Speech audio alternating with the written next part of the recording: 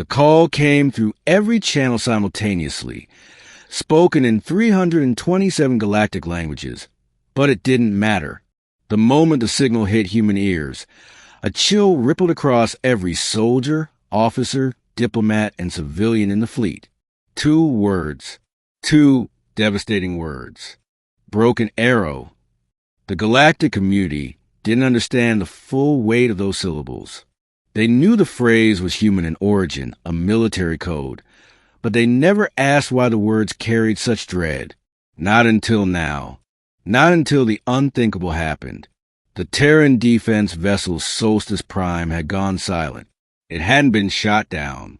There were no distress signals, no escape pods, no debris.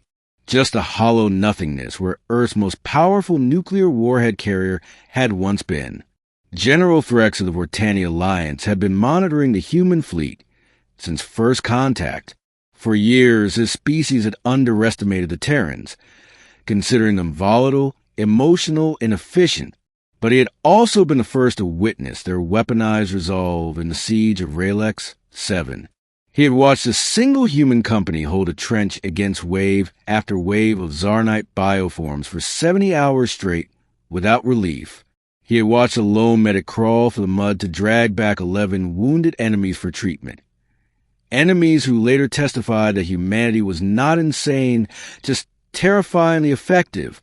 And now, General Threx stood frozen in his command deck, staring at the black void where Solstice Prime had vanished. Broken arrow, he repeated, the words tasting like iron in his mouth. Explain it again. Admiral Janessa Kincaid, the highest-ranking human officer in this quadrant, didn't blink. Her face remained calm, her voice precise. It means a nuclear weapon has been lost, General. A live warhead is missing, and we don't know who took it. Yet. Missing. Threx bared his fangs, not in threat, but panic. A Terran nuclear device is unaccounted for. Kincaid nodded. Several. Solstice Prime carried 12. Each would yield equivalents far beyond what your species classifies as planetary extinction level. Around the table, the other species representatives, Shivik, Kmari, Ulthin, muttered in their languages. A chorus of rising alarm. One dared to ask, why would you build such weapons if they risked your own annihilation? Kincaid didn't answer right away. Instead, she placed a data chip on the table and activated projection. Earth in flames. Cities vaporized. Forests turned to ash. A global scar of glowing craters. That's why, she said. We built them because we remember what it cost.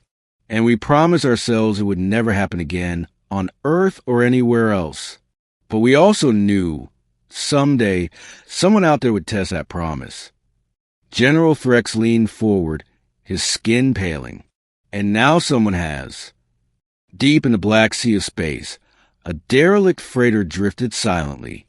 Its cargo bay pulsed with stolen human tech. Encrypted, dangerous, and deadly. Inside, Commander Veltar of the Noxari pirates examined the warhead with reverence and fear. So small, he whispered, and yet enough to burn an ocean world. His second-in-command, a twitchy Kegran named Druz, hissed, Why take it? The humans. Do you not hear their silence? They've stopped transmitting. They're hunting. Let them. Veltar smirked. They won't find us before the ransom demand reaches the Senate. This will bring the galaxy to its knees. A human weapon, and we control it. But even as he spoke, something else spoke louder. Not in sound, but in silence. An oppressive pressure across every sensor in his ship. A shadow that blocked out nearby starlight. Druz's ears flattened. What is that? The ship's lights flickered. Systems shut down in waves. No alarms. No EMP detected. Just darkness. And then came the knock. 1, 2, 3. From inside the cargo hold. Veltar turned. Face drained. That's impossible. We sealed. The blast door crumpled inward like paper, and a human stepped through. No armor. No visible weapon. Just a man in a flight suit. His boots crunched over metal. He said nothing. Just looked. Veltar screamed. Shoot! Kill it! The pirates opened fire.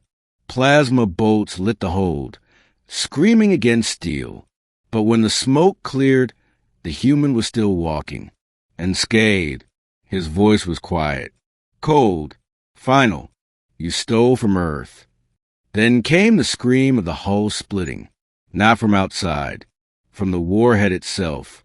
Aboard the Aegis valve, Admiral Kincaid's comms officer stood frozen. Earpiece pressed hard. We've received a signal. Threx turned. Is it from the missing ship? No, sir. From the device. One of the warheads. There was a detonation, but no explosion. Just a wave. Electromagnetic. Targeted. Very specific. Kincaid straightened. Show me. The screen lit up. Coordinates. Then a live feed. The pirate ship had been dissected. Not destroyed, disassembled. Hull panels laid bare. Crew lined up in neat rows. Unconscious but unharmed. And in the center, the warhead, humming softly. On top of it, a message written in Terran standard. We do not forgive. We do not allow theft. We do not escalate. Unless you do. Threx swallowed. That wasn't a recovery. That was a warning. Kincaid nodded. It's called Dawn Protocol. Activated only in cases of broken arrow. One human operative is inserted. They become the weapon. Not to detonate, but to prevent detonation. And if they fail, there is no failure. Only escalation. In the days that followed, the Galactic Council convened. The Noxari were stripped of charter. Their systems quarantined. Hundreds of pirate lords turned themselves involuntarily. Not out of guilt, out of fear. Because a second message arrived, this time broadcast openly. A simple visual.